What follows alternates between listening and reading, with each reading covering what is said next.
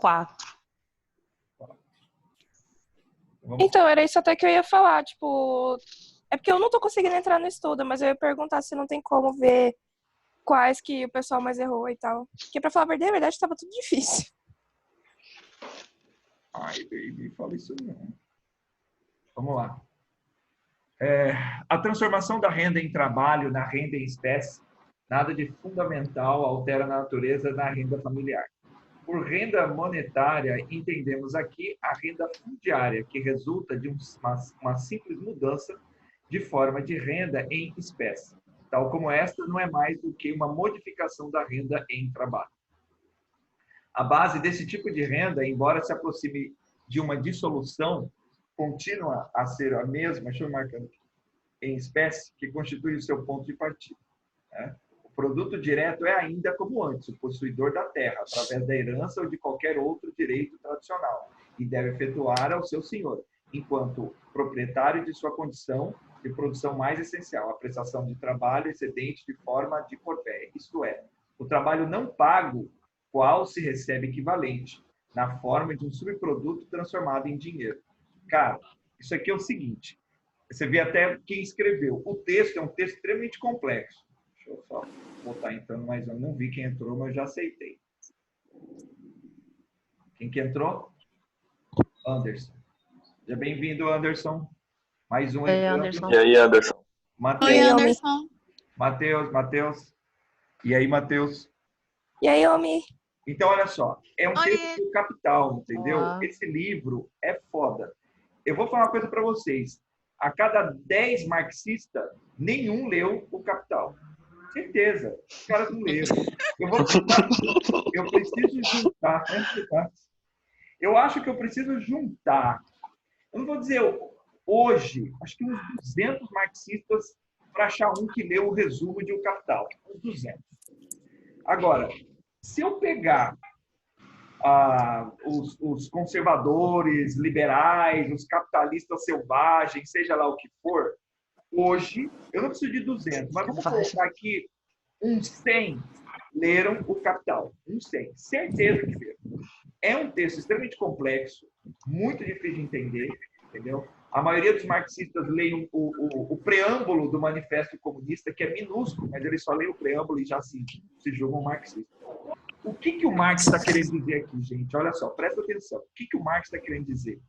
Que a passagem da Idade Média para a Idade Moderna, ou seja, do feudalismo para o capitalismo, não foi a liberdade total para o trabalhador. Ele está dizendo justamente o seguinte: o trabalhador ele só mudou o nome por aquilo que ele era preso. Entendeu? Se antes era o que sobrava do trabalho dele, daquilo que ele fazia para um senhor, hoje não mudou nada, porque a riqueza continua ainda na mão do detentor, ou seja, do senhor, do proprietário, e não do trabalhador. É isso que ele quer dizer. A única coisa que é a grande sacada desse texto aqui é justamente esse final. Olha só, vamos ler aqui todo o final. Ó. O produto direto é ainda como antes, o possuidor da terra, através da herança ou de qualquer outro direito tradicional, que é o direito de propriedade, e deve efetuar ao seu senhor, enquanto proprietário de sua condição de produção mais essencial. A prestação do trabalho, que aí vem a grande sacada aqui, que é o trabalho, né? É a mão de obra. A prestação de trabalho excedente, ou seja, na forma de corvéia, né? O que seria a corvéia? Seria o trabalho, ou seja, eu trabalho para você e em troca disso eu ganho alguma coisa. Né? Isto é, o trabalho não pago, pelo qual não se recebe equivalente, na forma de um subproduto transformado em dinheiro, que antes eu recebia como em produção. Então, eu trabalho para você e eu recebo esse meu trabalho em produção, em alimento. Agora, o que é? Ao invés de receber em alimento, eu recebo num subproduto, como ele chama aqui, que é o dinheiro. E com o dinheiro eu compro o alimento. Ou seja, o que mudou em si? Muita coisa. Mas na prática, na mentalidade, não mudou nada. Se antigamente eu trocava meu trabalho por comida, agora eu troco meu trabalho por dinheiro e com dinheiro eu compro comida. Mas aqui está a grande sacada do porquê o alimento se transformou num subproduto que seria dinheiro para comprar o alimento. Porque antes existiam quantas classes sociais, gente? Duas, não é? Feudalismo, duas classes. Ou você é senhor ou você é servo. Então, na relação entre dois polos, vai existir um tipo de relação. Agora, a gente não pode esquecer que surgiu um terceiro, uma classe social intermediária, que são o quê? Que é a burguesia, com os comerciantes. Para os comerciantes se encaixarem nessas relações econômicas, políticos e sociais entre senhor e servo, precisava se criar um outro elo de ligação. E esse elo de ligação se transformou em quê? Dinheiro. Como que o burguês, o comerciante, ia entrar nessa relação entre senhor e servo? O que ele faz? Ele comercializa. Ele comercializa o quê? Vou botar mais um aqui, ó. Letícia está aí. Letícia entrou. Então, ele comercializa o quê? Ele comercializa o produto, né, vendido pelo senhor ou pelo próprio servo, pelo próprio trabalhador, para alguém que não é nem senhor e nem servo. Ou que seja senhor, que seja servo. E como que ele vai fazer isso? Trocando por trabalho? Não, não tem porquê. Ele precisa trocar por outra coisa, que é o dinheiro. Então, o que o Marx quer falar aqui, ele está falando aqui, é justamente isso. Essa questão que as coisas não mudaram tanto assim. Não passou a existir tanta liberdade assim como se pensava. Obviamente, é um texto crítico. Tá? Ele quer simplificar um pouco essa questão. O trabalhador deixou de trabalhar em troca de comida para trabalhar em troca de dinheiro, e dessa forma ele se tornar preso não mais à terra, mas sim ao dinheiro. Tá? Beleza? A cenário alternativa que apresenta uma correspondência correta ao que se apresenta no texto acima, sobre o processo de transição do feudalismo para o capitalismo, no início da Idade Moderna e fase, né, de constituição do Estado absolutista. Esse Estado absolutista é o Estado moderno, que é o assunto posterior. O que é o Estado moderno? O Estado moderno é aquele Estado que não é feudal, obviamente, por isso que ele chama de moderno, ele está à frente do Estado feudal, onde você tem o rei, passa a ser o governante, ele passa a ter o poder, não mais o senhor feudal, só que esse rei tem poder porque a burguesia o financia. Tá? Mas a gente vai chegar nisso aí, aqui é o próximo assunto. Então, olha só, essa questão 4, ele diz ali na letra A, nas origens do Estado absolutista estava a coerção extraeconômica privada, a dependência pessoal e a associação do produto direto com instrumentos de produção. Olha só, nas origens do Estado absolutista. Tá? Qual é a origem do Estado absolutista? São várias, mas nas origens, por isso que ele fala, nas origens. Então ele diz assim, ó, o Estado absolutista, gente, ele se justifica pelo poder de Deus. Ou seja, quem é o rei? O rei é o representante de Deus na Terra.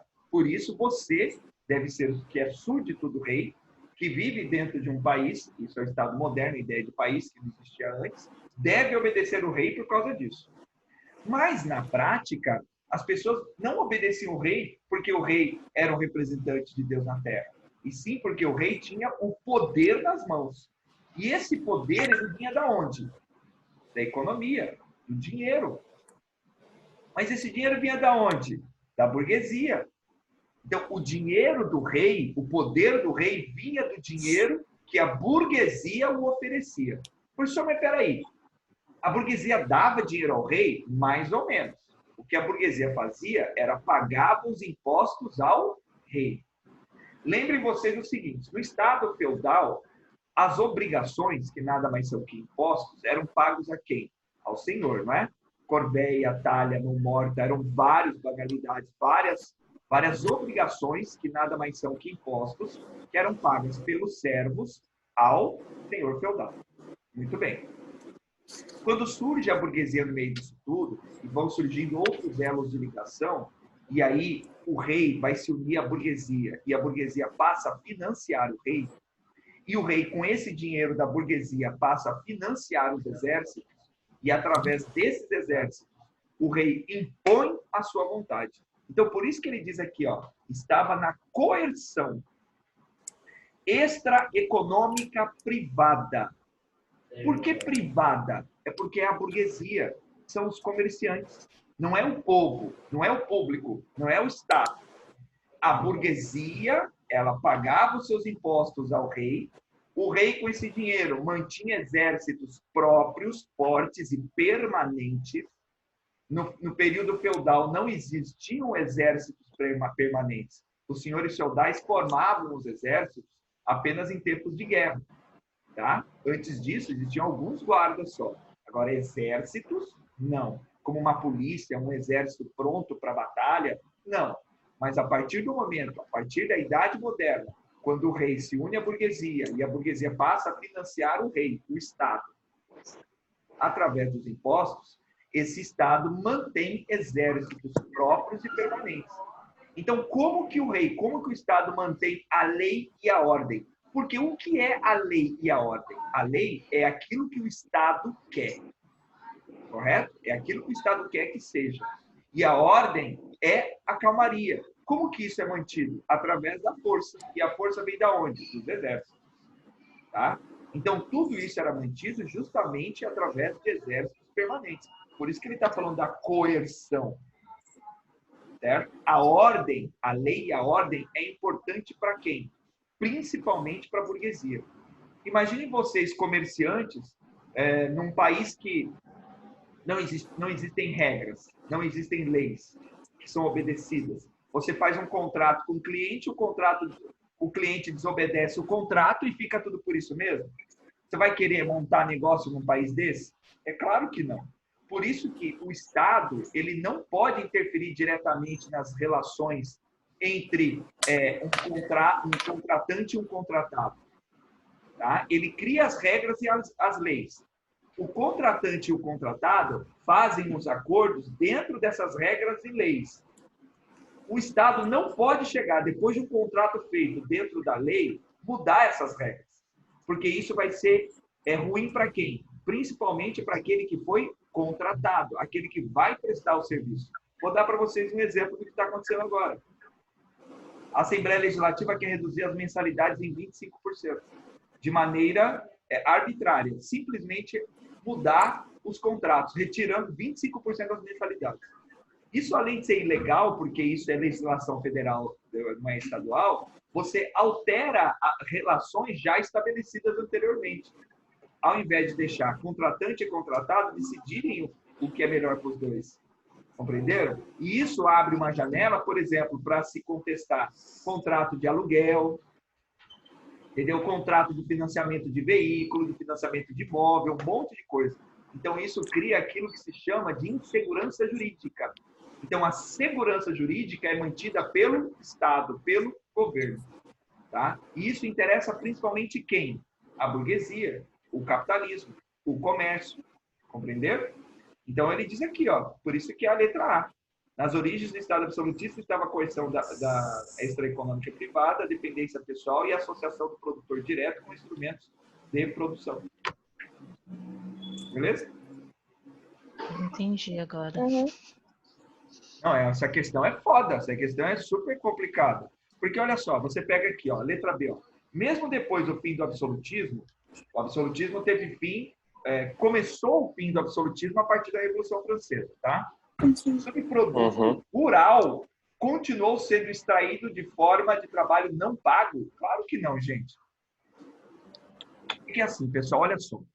Quando vocês se deparam com uma questão fodida dessa, o que você tem que fazer? Você tem que ir por eliminação. Analisa as outras alternativas.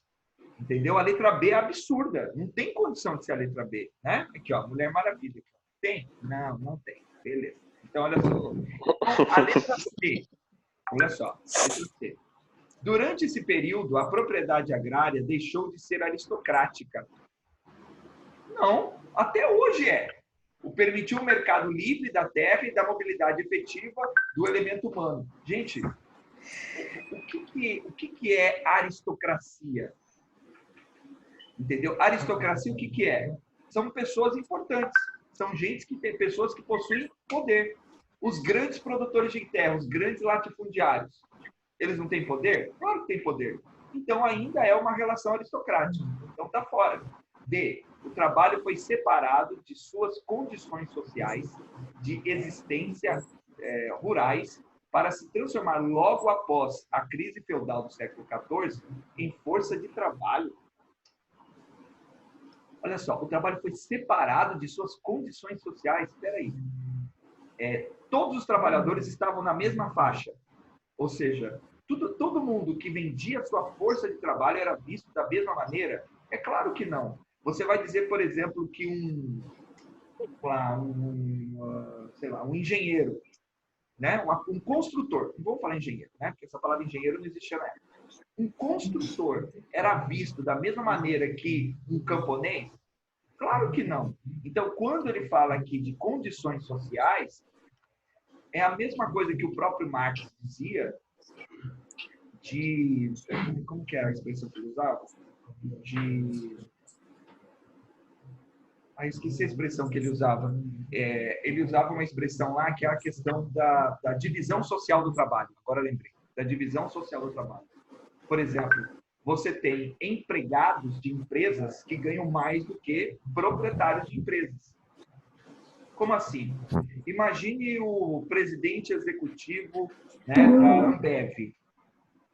Entendeu? O presidente executivo da Ambev deve ganhar, sei lá, uns 40 mil reais por mês, mais bônus. Quanto você acha, por exemplo, que ganha sei lá, o dono, vamos imaginar, né, da Casa Prado, aqui em Cuiabá? Não, e ele é patrão. Tá? Então, existe essa classificação social do trabalho. Tá? Então, você está errado. Para garantir a formação do Estado centralizado, os reis absolutistas tomaram as terras dos senhores feudais e entregaram para... Não, nunca aconteceu. O que aconteceu foi o seguinte: muitos senhores feudais, eles quebraram. E quando eles começam a quebrar, eles começam a se aproximar do Estado, do rei, criando a corte do rei. Tá? Os nobres que ficavam ali em volta do rei. A única coisa que eles possuíam eram terras. E muitos deles nem terras possuíam mais. Por isso viviam na corte. Tá? Mas, professor, mas se eles não possuíam mais terras, e as terras deles? Venderam. Mas se vendia terra, aí é que tá. Na época do feudalismo, na Idade Média, nem se pensava em vender terra. Mas no final da Idade Média e início da Idade Moderna, isso começou a acontecer. Muitos senhores feudais começaram a vender suas propriedades para quem? Para burgueses. E esses burgueses começaram a montar suas feiras nessas propriedades. Tá? Que é aí que eles começam a murar. Então, acho que eu falei isso para vocês. A palavra burgo vem de cidade fortificada. Então, eles faziam as feiras comerciais nessas regiões. Conforme eles iam comprando essas terras, eles começavam a murar essas regiões. Então, virava uma cidade com muros. Agora, quem vendeu para eles? Um senhor feudal. Tá? Então, essas terras não eram tomadas pelo rei absolutista. Ela era simplesmente comprada pelo próprio rei, mas na maioria das vezes pela própria burguesia. Porque a gente não pode esquecer também que muitos burgueses podiam se tornar nobres. Óbvio, para se tornar nobre, o rei precisa dar ao burguês o título de nobreza. A gente vai chamar isso de nobreza de toga. Nobreza de toga é o indivíduo que veste como nobre, mas não tem origem nobre. Tá? Nobreza de toga. Tá bom? Então, se a gente for analisar por aí, a gente elimina todas essas daqui, então sobra a letra A. Beleza? Sim. Sim. Sim. Mais alguma? Professor, o que seria ter origem nobre? Não entendi, repete. O que seria ter origem nobre? Tá. Tá. Existe, então, existia o nobre de origem nobre e o nobre de não origem nobre. Como assim? Então, vamos lá. Quem era nobre sem origem nobre era chamada nobreza de toga. Ele comprava o título de nobreza. Ele só podia comprar o título de nobreza do rei. Era o rei que ia lá, ele se ajoelhava, eu te nomeio, tal, não, Visconde da puta que pariu, sei lá. Entendeu? Muito bem. Ai, cara. Deixa eu só pegar uma água aqui, peraí. Ai, ai.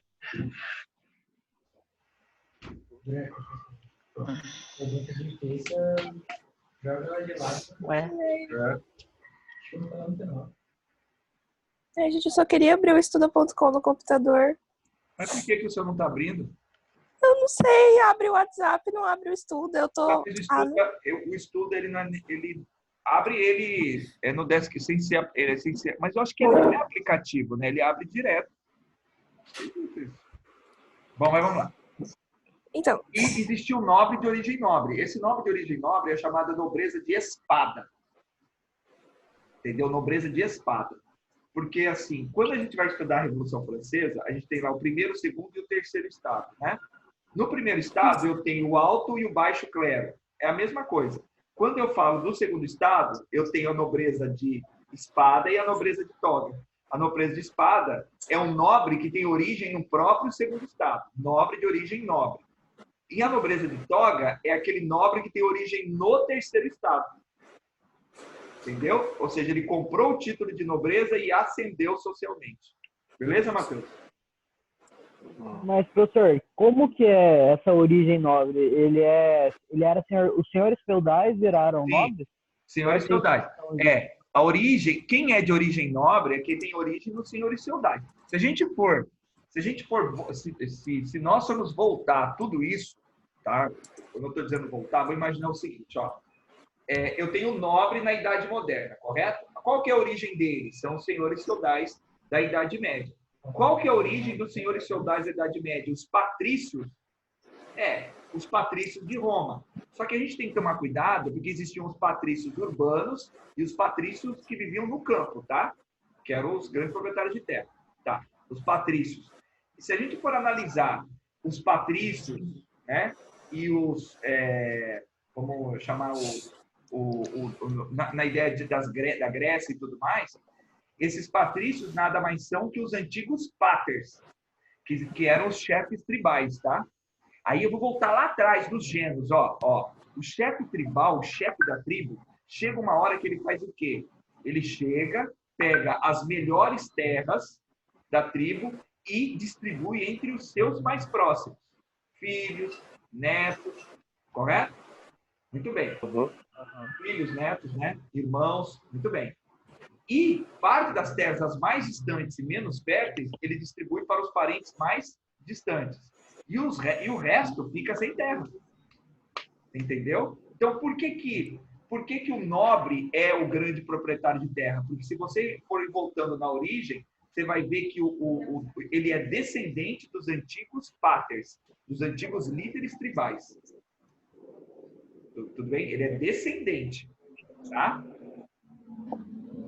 Olha, ele já está dizendo que... Está dizendo que os nossos 40 minutos estão acabando. Beleza? mas já. Se cair, a gente volta. Então, se cair, a gente volta. Tá bom? Se cair, a gente volta. Tá bom? Beleza, Matheus? Uhum. Beleza, Matheus? de boa. Beleza, valeu. Valeu. E aí, próximo? É, Qual? Questão Pode 11. fazer. Ave É, Maria, meu ouvido. essa mesmo. 11. É que, tipo, a 11 eu consegui ir por eliminação, mas eu gostaria de uma ótimo. explicação melhor da letra A. Sim, porque elas ficaram muito parecidas, eu acho, não foi? Vamos lá. A crise do feudalismo deriva não propriamente do renascimento do comércio. Não mesmo. Em si. Mas da maneira pela... Porque, assim, o renascimento do comércio é consequência da crise do feudalismo. Tá? Mas da maneira pela qual a estrutura feudal reage ao impacto da economia de mercado. Excelente. Porque, assim, ó, estava lá os senhores feudais lá nos seus feudos, comendo e bebendo, né? Beleza. Explorando os trabalhadores, os camponeses, né? Cobrando as suas obrigações e tudo mais. Eis que começa a aparecer pessoas que não eram servos e nem vilões, tá? Isso tem que ficar claro, tem os vilões, tá? não eram servos e nem vilões, com produtos, entendeu? Produtos, tipo, compre você também ômega 3, né? Produtos que não existiam assim. Não existiam na Europa. Não existiam na Europa. E muitas vezes até existiam. Mas para o cara conseguir aquilo, né? Por exemplo, como que você aí vai conseguir ômega 3? Ah, comendo peixe. Beleza. Mas você vai conseguir a quantidade de ômega 3 que você precisa comer só comendo peixe? Não. Então aí o que você faz? Você compra o ômega 3 sintetizado, já no óleo. E aí o que os caras podiam fazer? Pô, eles podiam fazer lá na puta que pariu, sei lá, das Índias lá, ficar espremendo peixe, tirando o óleo e trazer lá uma garrafinha cheia de óleo de peixe. Entendeu? Coisa que os caras aqui na Europa, os caras lá na Europa não tinham a mesma noção. A mesma coisa, o açúcar, por exemplo. O açúcar que existia na Europa era o açúcar de beterraba, que era uma merda. Quer dizer, continua sendo uma merda, porque eles ainda consomem esse açúcar. Que era uma merda, e na época era muito pior. O açúcar de cana que eles traziam das Índias era de muito melhor qualidade. E com muito menos eles tinham o mesmo resultado. Lembrando vocês que o açúcar não era utilizado como condimento de alimento. Ele era utilizado como medicamento, tá? Mas vamos lá. O revestimento do comércio, isto é, a instauração de um setor mercantil na economia, o desenvolvimento de um setor urbano na sociedade, pode promover, de um lado, a lenta dissolução dos laços de serviço e, de outro lado, o enrijecimento da servidão. Nos dois setores, abre-se, pois, a crise social. Então, aí é que está. A mudança, gente, ela só ocorre com crise. Vejam o que nós vivemos hoje. Nós vivemos hoje um momento de crise. Lembra naquelas aulas anteriores que eu dei para vocês? Acho que foi a primeira ou a segunda sessão, não sei. Que eu falei para vocês justamente disso. Gente, alguma coisa vai acontecer. E eu não tinha informações privilegiadas do Covid-19. Eu não tinha a mínima noção. Eu falei para vocês, o que vai acontecer? Não sei. Mas alguma coisa iria e ainda vai. Isso é só o começo. Tá? Vai acontecer que pelo vai amor de tudo, né? Porque nós estamos nesse momento de mudança. E aqui também era um momento de mudança. Tá? Também era um momento de mudança. E a mudança só vem com base em crise. Só em crise. É na crise que a gente aprende. Porque a gente perde muito uma coisa e quando a crise acaba, a gente dá muito valor àquilo que a gente perdeu e aceita a mudança. Vocês compreenderam o que eu estou dizendo? A mesma coisa está acontecendo aqui. Porque olha eu entendo isso. Hã?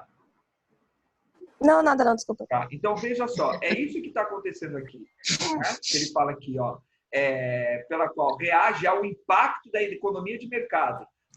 O comércio surgindo no feudalismo é uma crise. É uma crise aonde? No feudalismo. Tá? A economia feudal ela era baseada em trocas, era uma economia rural, certo? Quando ele diz o revestimento do comércio, é porque a gente não pode esquecer que na Idade Antiga existia comércio. Então é a volta do comércio. Então ele diz, ó, pôde promover de um lado a lenta dissolução dos laços serviços, ou seja, a lenta separação do senhor feudal e do servo. Porque o servo ele começou a ir mais para o lado do burguês, do comerciante. Muito lentamente. Isso é uma crise para o senhor feudal. Tá? E, de outro lado, o enrijecimento da servidão. Por quê? O senhor feudal, vendo que ele está perdendo o servo, ele vai ficar mais duro em cima do servo. Certo? Então, nos dois setores abre-se uma crise social. Nos dois setores. Tanto o senhor quanto o servo estão num processo de crise social. E quem gera essa crise social? Essa nova classe social que surge, que é a burguesia, é o comerciante. Ele chegou para isso. Ele chegou trazendo a novidade. Só que essa novidade, ela era ruim, principalmente para o senhor feudal. Sendo ruim para o senhor feudal, ele enrijece e torna a vida ruim para o servo. Tá? Mas aí há uma quebra, há a grande mudança. Tudo bem? Então, vamos lá. Então, segundo o autor, vamos lá. A crise foi provocada pelo impacto do desenvolvimento comercial e urbano na sociedade. Acabei de falar isso para vocês. Exatamente. Sim. O comércio e a cidade, a urbe, Não era aquilo que o feudalismo estava acostumado. Então, essa crise foi provocada justamente pelo surgimento, pelo desenvolvimento do comércio da cidade.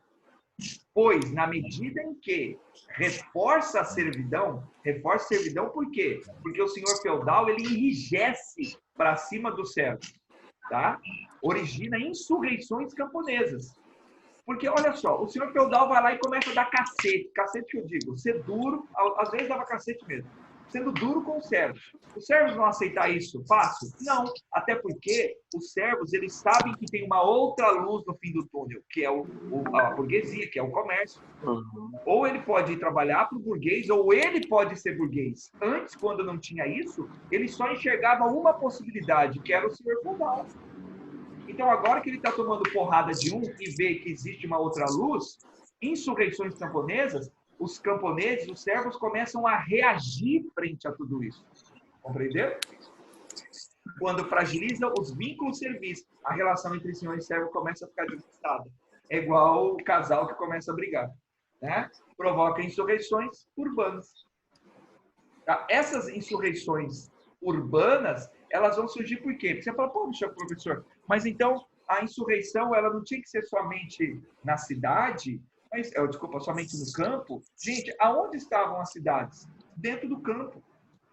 E por que isso também vai gerar insurreição dentro da cidade? Porque agora nós tínhamos uma sociedade, nós tínhamos quem tinha a propriedade, né? Nós tínhamos uma classe média e nós tínhamos a base, que eram os servos, os camponeses. Nós tínhamos uma classe social intermediária. Então, aquilo que afeta o campo vai afetar a cidade e vice-versa. E a gente não pode esquecer que quem trabalhava nas cidades eram antigamente servos. Ou quem compra nas cidades são os servos. São eles que vão para as cidades comprar. As cidades, naquela época, funcionavam como se fossem shoppings. Compreendeu? Era como se fossem shoppings.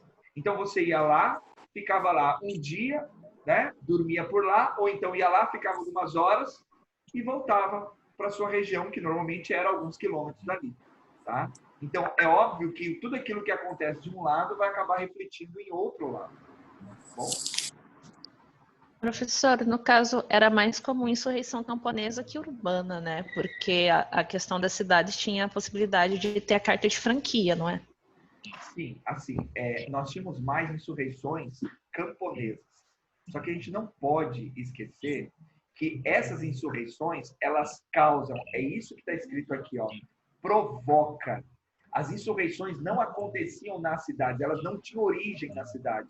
Essas insurreições camponesas, que fragilizam as relações entre senhor e servo, acabava provocando insurreição urbana. Por quê? Entenda o seguinte, ó, quem que o senhor, muitas vezes, acabava culpando por isso aqui? Era justamente quem? A burguesia. Compreendeu? Era a burguesia. Sim. Da onde muitas vezes vinha os esquemas de insurreição? Das cidades. Da cidade. Incitando os servos a se revoltar contra os senhores. Entenderam? Porque assim, ó, o que interessa para um comerciante?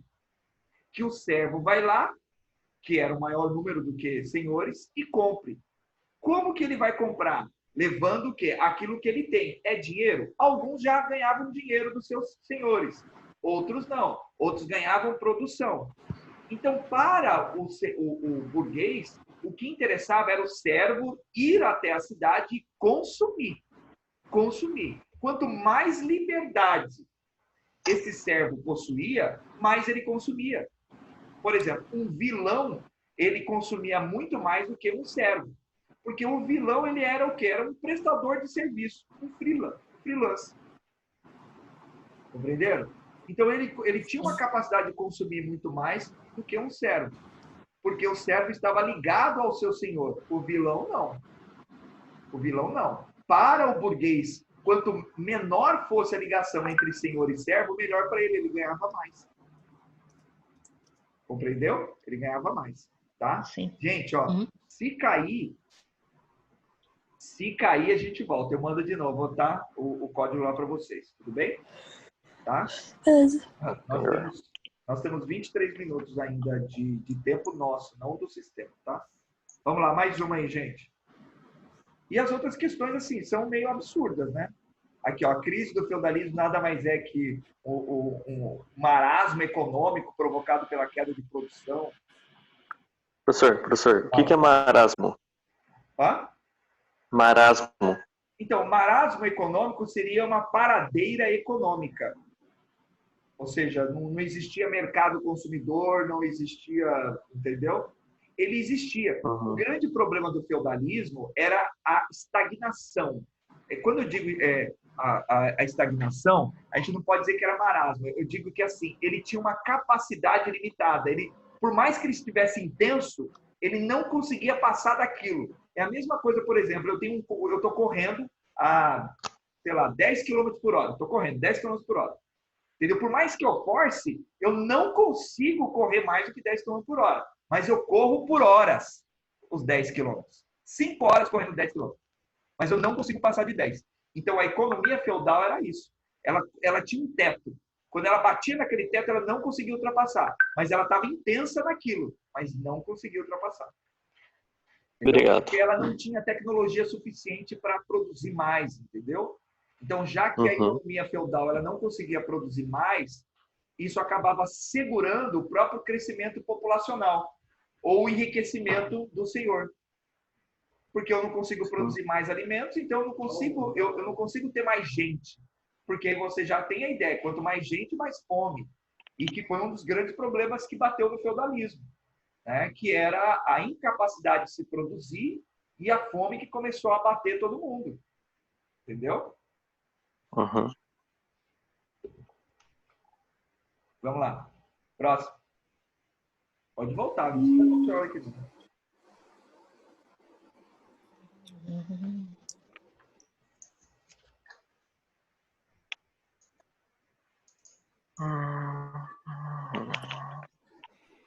E aí, pô? Quer estar mais canto gregoriano? Pensa aí.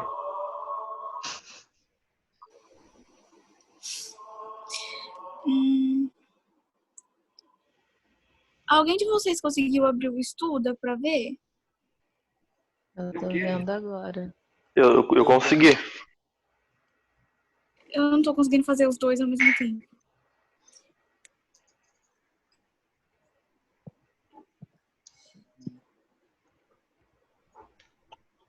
Deixa eu ver qual é. E aí? Ó, essa aqui, ó. Vamos ver essa 14 aqui, ó. Essa crise do século XIV, olha só, a chamada crise do século XIV na Europa Ocidental caracterizou-se por um conjunto de fatores como má colheitas, fome, epidemias, rebeliões camponesas e guerra. Esses dias algum boca aberta aí mandou um negócio aí que em 1220 fecha não sei o quê, em 1320 fecha não sei o quê. Gente. Fui eu, professor. Desculpa. Eu pedi desculpa lá, hein? O que acontece? Não está totalmente errado, tá? Eu só queria ver se alguém assumia a culpa. Que eu não lembrava. Fui eu. Então, assim, ó, não é que está errado. Não está totalmente errado, mas também não está totalmente certo. Por quê? Porque não é 1320. A gente não sabe exatamente que ano foi. Entendeu? Mas foi mais ou menos nessa época. Início de século é muito complicado. Agora, imaginem vocês o início de século e início de milênio, que é o que nós estamos passando. Né? Então, é um período extremamente complicado. Se você pega, por exemplo, o início do milênio e do século anterior, nós tivemos crises seríssimas numa grande estrutura mundial que era a Igreja Católica. Cismas, né, da igreja e tudo mais, não sei o quê. Então, eram situações seríssimas.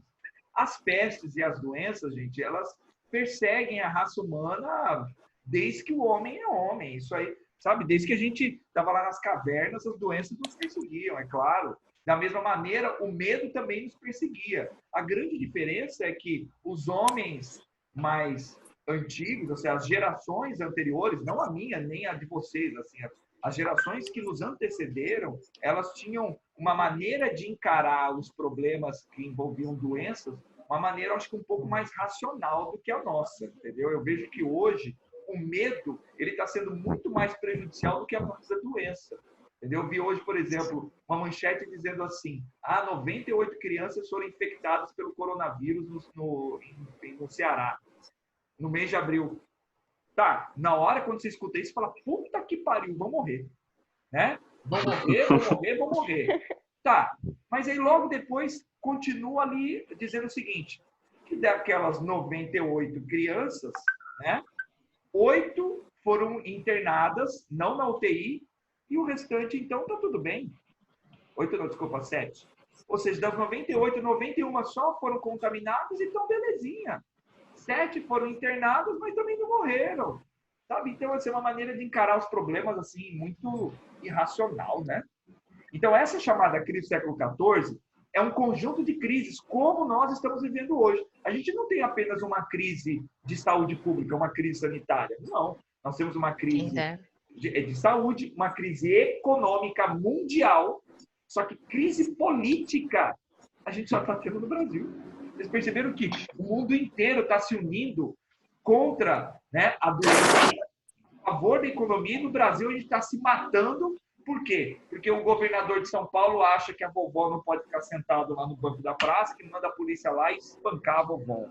Entendeu? Ou seja, é uma ditadura. Isso parece muito com o nazismo da Alemanha no início do século passado, que impedia as pessoas de andar na rua, toque de recolher, esse tipo de coisa. Sabe? Uma coisa assim, bem esquisita. Então, esse século XIV, o Brasil é top.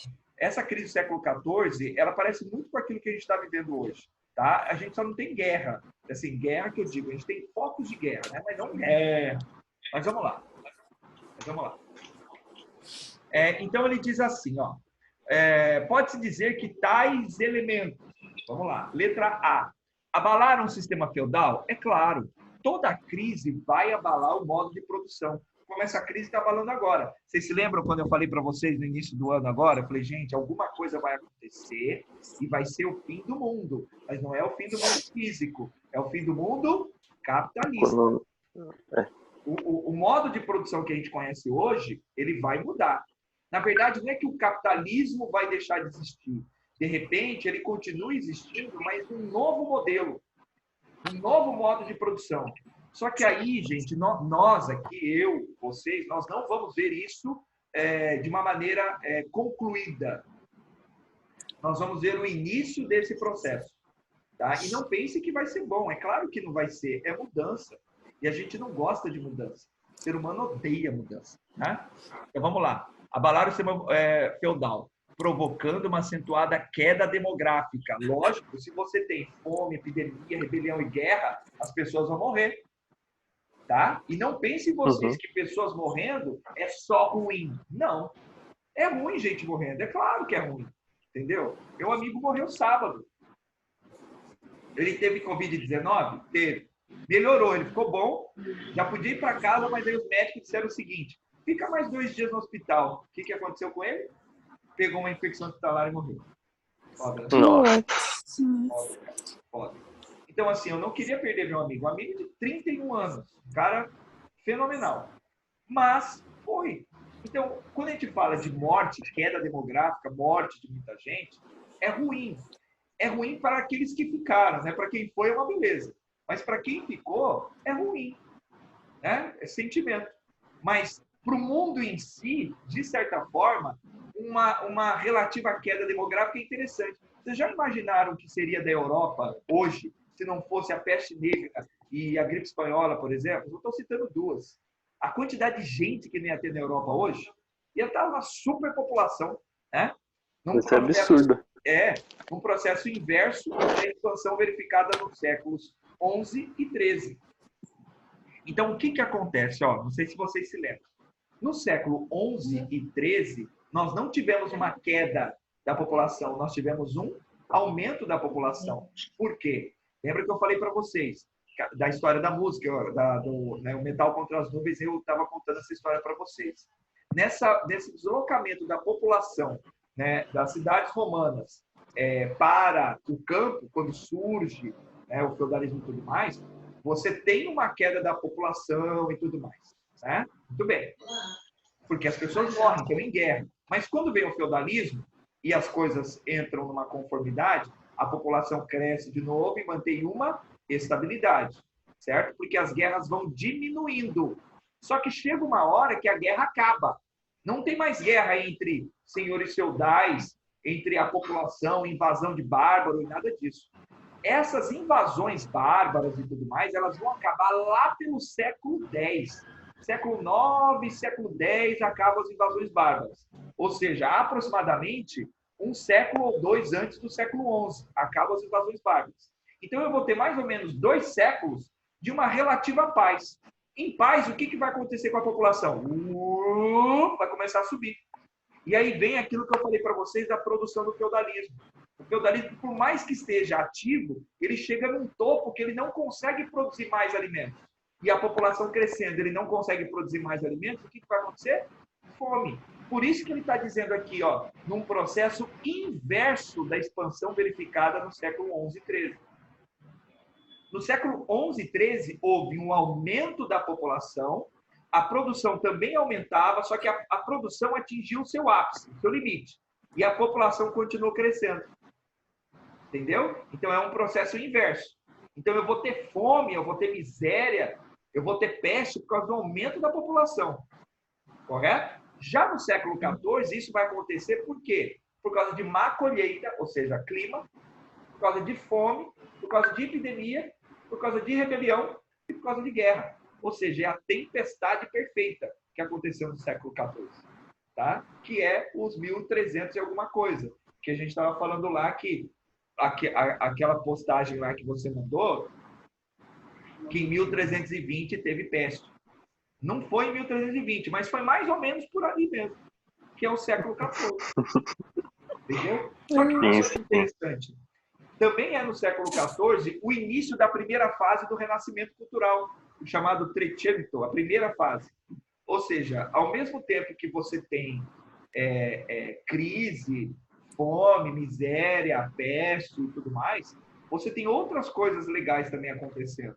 A crise, ela faz com que haja mudanças. Lembra que eu falei para vocês? Haja mudanças, alterações. Então, no meio de muita coisa ruim, também tem coisa boa. Entendeu? A questão é que a crise é o seguinte, não tem aquele símbolo do Yang, que é o positivo e negativo? Não tem um negócio mais ou menos assim? Sim. Tá vendo? Tá. Então, o que é a crise? É quando o negativo ele se sobressai 1%. Aquela história do 1% vagabundo, entendeu? 1%. Ela sobressai 1% de coisa ruim, aí você tem uma crise fodida. Só que isso logo se encaixa e o equilíbrio volta. Ou seja, o bem e o mal em constante equilíbrio. Porque, gente, quando tudo está muito bom, é ruim, sabe por quê? Quando tudo está muito bom, a gente fica desarmado. A gente fica sorrindo, né? Aí, como você está sorrindo, achando que tudo é uma maravilha, tudo muito bom, de repente vem uma abelha e fica bem no meio do seu olho e aquilo te dá uma infecção e você morre. Aí fudeu, né? Você ficou lá, de olho aberto, boca aberta, esperando lá, olha como o sol tá bonito, nada de mal acontece no planeta, né? Vamos celebrar. E aí, você entendeu? Sendo que é natural de todo indivíduo, até vegetal, ter sistemas de proteção. Ou seja, o animal principalmente, ele tem que viver constantemente em alerta. Eu estou falando do reino animal, onde nós fazemos parte, correto? A gente não tem que estar constantemente em alerta? O que acontece se você fica igual Bocoió, no meio do centro, aqui de Cuiabá mesmo? Lá no centro, você vai lá com seu iPhone, lá, Bocoió. Vem um esperto e faz isso aqui, ó. Pum! E você fica assim, ó. O que é isso? Entendeu? Então, a natureza humana, a natureza animal, ela exige da gente constantemente alerta. A gente não pode ficar comendo sapo, mosca. A gente tem que estar constantemente alerta. A vida é assim. Quando você sai na rua, você já tem que fazer N previsões daquilo que pode acontecer no seu trajeto para você saber o que você vai fazer caso aquilo aconteça. Você fala, credo, você é neurótico. Não. Isso impede que... tá bom, vai, eu sou. Isso vai impedir que muita coisa ruim aconteça comigo, por exemplo. Mas pode impedir. Assim, eu pergunto vocês, sabe quantas vezes eu fui assaltado em Cuiabá? Uma Quantas? vez. E tentaram me assaltar. Isso foi em 96. Fazia um ano mais ou menos que eu era professor. Aí, de repente, quando eu viro pro cara, o cara olha para mim e esconde a faca. O que ele falou? Professor! Meu Deus! E aí, professor? Foi o único dia que eu marquei bobeira em Cuiabá, ali na frente da Praça Rachid Jaldi, ali na Isaac Waldo. Praça Rachid Jaldi. Eu marquei bobeira aquele dia. Porque eu ando na rua prestando atenção, gurizada. Prestando atenção. Tem que andar assim mesmo, né? Lógico, se eu vejo alguém suspeito, eu já tomo algumas medidas protetivas. E você falou o quê, professor? Não sou igual o Fred, que tira 2 pistolas e começa a atirar. Mas Jesus. certo. Então a natureza humana é essa, sempre alerta, igual escoteiro, sempre alerta. Mas vamos lá, fala aí. Vamos para outra aí. Vamos lá. Ai, eu perdi meu chão. Por quê? Isso é igual a Maísa, meu mundo caiu. A decadência. Vamos lá. Tem essa 13. Quer resolver a questão do Lula? A 13? Hã? Já? Vamos que eu tenho que ir. Eu tenho médico aqui. Já no final do século XIII, na época do feudalismo, de fato, e da cavalaria em flor está por acabar. O que segue é o período urbano, monárquico da era medieval, quando os fatores determinantes do Estado e da sociedade são o poderio comercial da burguesia, né, e, baseado nela, o poder financeiro dos reis. Aquilo que a gente já falou um pouquinho, né? O fragmento acima aborda, letra A, o início do feudalismo? Não. O início do feudalismo, não. Ele está falando, por exemplo, do poder financeiro dos reis, é o fim, né? A extinção da burguesia de forma alguma. A burguesia existe até hoje, como que ela foi extinta, né? A perda de poder e o desaparecimento completo da nobreza, nunca. Existe nobre até hoje, gente. Existe nobre no Brasil. É um absurdo essa alternativa aí. Hã? É um absurdo essa alternativa. O renascimento urbano. Tá, vamos ver. O desaparecimento das moedas. Não, tem moedinha até hoje, né? Então não tem mais moeda de 1 centavo. Mas moeda de 5, 10, 25 e 50 centavos e R$1 ainda tem. Tem mais de R$1 ainda? Tem. Tem. E o retorno das trocas comerciais baseado no escambo, tá? Mas isso aí já foi, tá errado. Só pode ser, então, a letra E. A decadência do feudalismo e o renascimento urbano e comercial na Europa. Então, a decadência do feudalismo segue do renascimento comercial e urbano. Isso é algo que a gente tem que tomar cuidado. O renascimento comercial e urbano, primeiro vem o renascimento comercial, depois urbano. Não foi ele que fez o fim do feudalismo. Renascimento comercial e urbano é consequência do fim do feudalismo. Consequência. O feudalismo cai devido, primeiro, problemas internos do feudalismo, que eu acabei de falar para vocês, né? Ou seja, a população cresce demais e o feudalismo, né, o sistema econômico feudal não consegue abastecer toda essa população, gerando fome. Fome é crise, tá? E aí vem as soluções para a crise. Os senhores feudais solucionam a crise expulsando parte dos servos de dentro dos feudos, gerando crise social em volta dos feudos, que é a história do Robin Hood e tudo mais. Aí vem a Igreja Católica, pega esses servos marginalizados, esses ladrões que viviam em volta, manda tudo para Jerusalém, gerando as cruzadas, e é justamente esse envio dessas pessoas para Jerusalém, o retorno delas, que faz surgir uma nova classe social. Esses indivíduos, eles voltam para a Europa trazendo produtos e fazendo comércio. E aí, fudeu para o feudalismo. Porque no feudalismo não existia trocas comerciais, existiam trocas naturais. E aí renasce o comércio. E com o comércio renascem cidades. Eu sou foda. Ó, negócio é o seguinte, gente. Eu preciso ir embora. Tá? Eu e a Mulher Maravilha. Preciso ir embora. Eu preciso ir no médico, tá? Eu vou gravar isso aqui e mandar para vocês. E aí, amanhã vamos fazer o do Estados Modernos ou vocês querem fazer semana que vem? Eu sei que a Bertaia vai viajar. Ela não quer Como que você sabe que eu vou contar, viajar? porque você falou Ah, pra não, mim. parça. Vai pra Punta Cana, né? Você não vai pra Punta Cana? Não. A Corizal, desculpa. Não é Corizal. Não é porque você falou, eu juro que eu ouvi a voz Eu do confundo Thiago. o Caribe com o Rio Cuiabá. Desculpa. Beleza, gente? Falou? Beleza, professor. Valeu, Falou. Beleza. Valeu. Vocês tá? Um abração. Abraço, Tchau. valeu. Tchau. Falou, gurizada. Falou, gurizada. Falou, falou. Passar bem. Tchau, galera. Tchau. Tchau.